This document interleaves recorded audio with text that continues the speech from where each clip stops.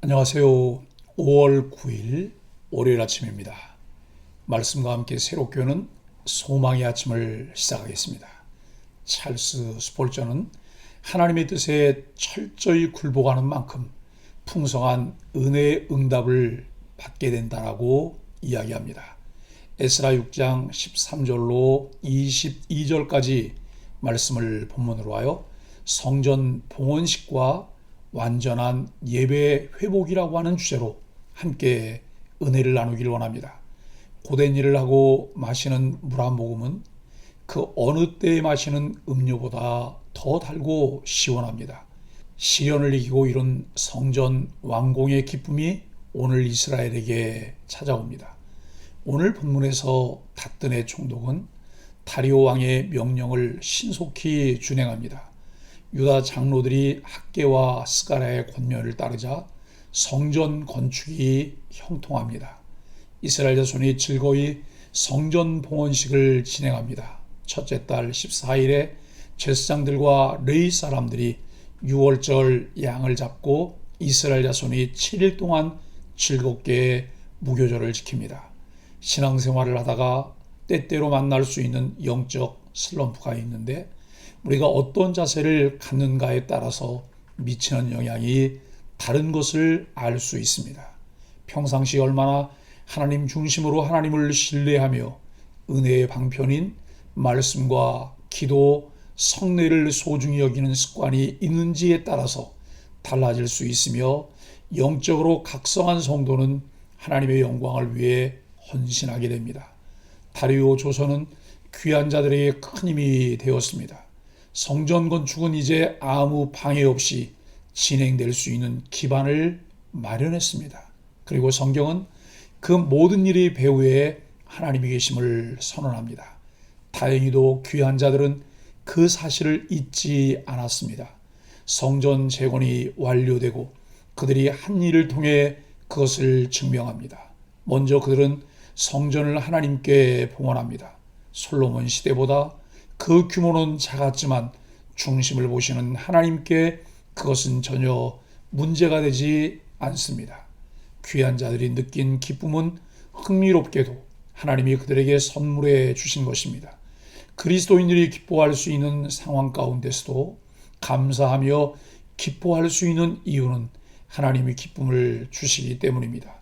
그들이 유월절을 준수한 이유는 포로 생활에서 구해내신 하나님의 은혜를 기억하기 위함입니다. 그것을 통해 그들은 고국으로 돌아옴과 성전 재건이 모두 하나님의 은혜임을 고백하고 있습니다. 그리고 조상들이 자기 욕심을 따라 걸었던 구습을 좇는 그 길을 따르지 않고 이방 사람의 더러운 것으로부터 스스로를 구별합니다. 또 무교절을 통해 과거의 잘못을 벗어버리고 재건된 성전에서 다시 예배할 희망찬 새 삶을 기대합니다. 영적 각성과 회복은 이미 주셔서 알고 있던 하나님의 말씀과 약속들을 기억하며 그 말씀으로 돌아가는 것을 통해 일어납니다. 하나님의 말씀을 꼭 붙잡고 그 말씀을 따라가는 그리스도인들은 매일의 삶에서 변화를 경험하며 귀한 자들이 소중하게 여기며 지켰던 무교절을 오늘도 기쁨으로 삶에서 경험하게 됩니다. 말씀을 이루고자 하신다는 하나님의 계획은 귀한 자들을 통해 현실이 되었습니다. 1장에서 귀한 자들은 이미 선포된 말씀 속에서 아직 이룸을 경험하지 못했지만 6장에서 그들은 끝내 그 말씀의 완성인 임의를 경험합니다. 이것은 1장에서부터 6장의 모습으로 살았기 때문에 가능했습니다. 이미 주어진 하나님의 말씀 속에서 살며 아직의 귀한 자들이 처음부터 임의의 모습으로 살았음을 보여주며 그들처럼 믿음의 눈을 가지고 임의의 삶을 살아가야 합니다. 예루살렘 성전의 회복은 유다가 멸망하기 전부터 선지자들의 예언을 통해 약속된 것이었습니다. 그 약속이 성취되는 역사에 함께한다는 것만으로도 큰 영광이었습니다. 하나님의 역사에 동참하는 위대한 순간에 이스라엘 백성은 마음을 다해 준비하여 하나님께 감사와 영광을 돌립니다. 13절로 15절 말씀은 하나님 말씀의 따라입니다.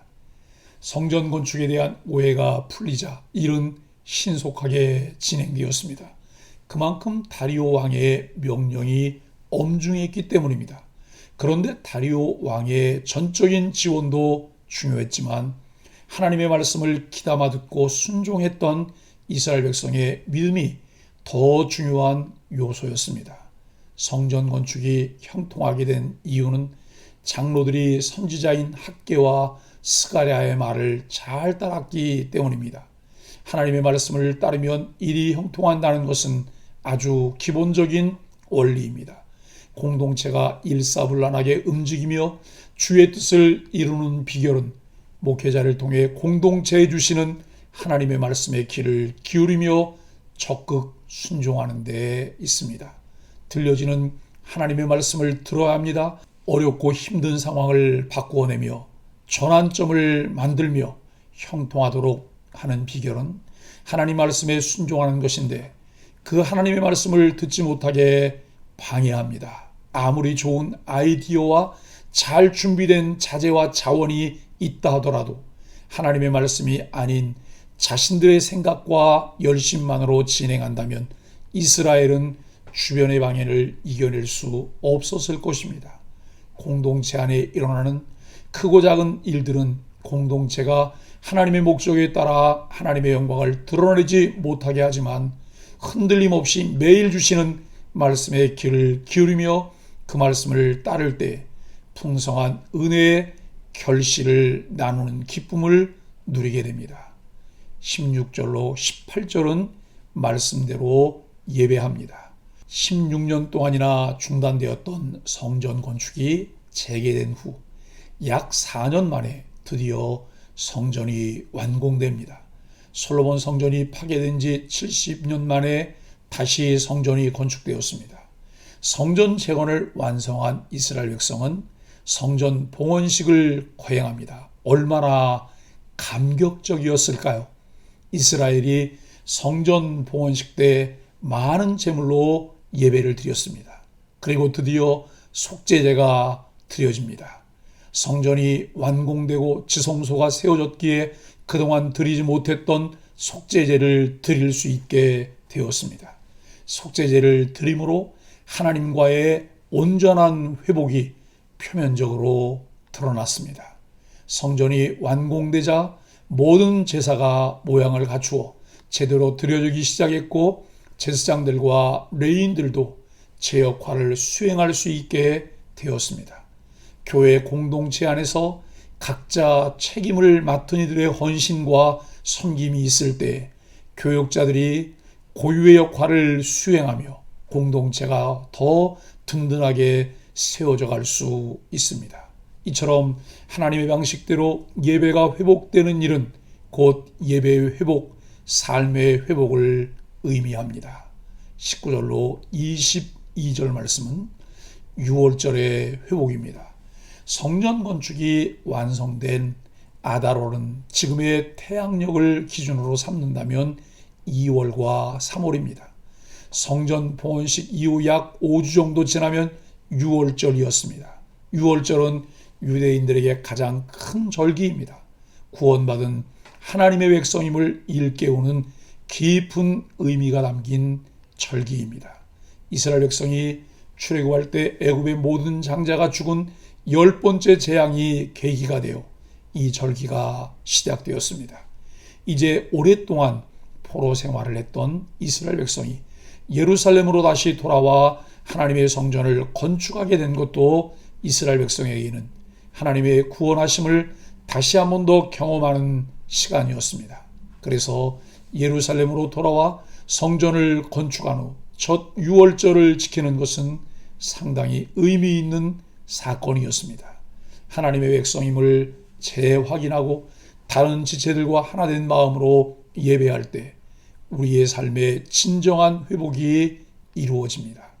예수 그리스도의 구속 사역으로 그리스도와 한 몸인 다른 지체들과 하나 되어 예배할 때 새로운 공동체로 회복되어 하나님의 뜻을 이루어가며 선한 영향력을 끼칠 수 있습니다.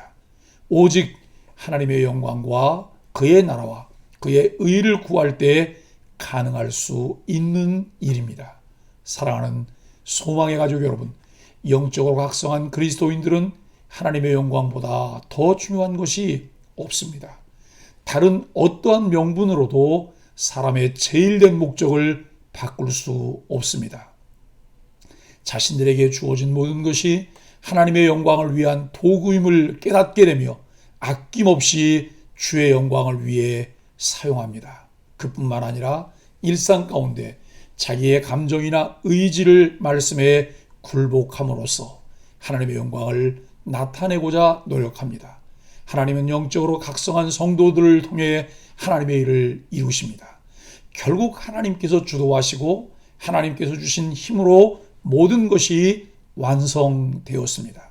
하나님은 모든 상황을 조성하시고 방해자들을 해결하시며 이방의 왕까지 도구로 사용하셔서 이스라엘을 전적으로 지원하시고 보호하셨습니다. 따라서 하나님께 제사하고 유월절을 지키는 것은 이 은혜에 대한 신앙 고백이기도 합니다.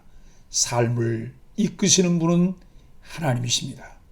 우리의 삶 속에서 그 하나님이 어디에 계신지 확인하며 역사를 주관하시고 일을 성취하시는 하나님과 매 순간 동행하는 소망의 가족들이 되길 예수 그리스도 이름으로 간절히 축복합니다. 함께 기도하겠습니다. 살아계신 하나님, 우리의 능력과 현실에 매여 미리 좌절하고 쉽게 포기했던 연약함을 회개합니다. 오늘도 모든 것을 형통하게 하실 하나님께 붙들려 새 힘을 얻게 하여 주옵소서. 하나님이 맡기신 아름다운 일을 서로 권면하고 협력해 하늘의 기쁨을 누리는 우리 소망의 공동체가 되게 하여 주옵소서. 예수님의 이름으로 간절히 기도합니다. 아멘.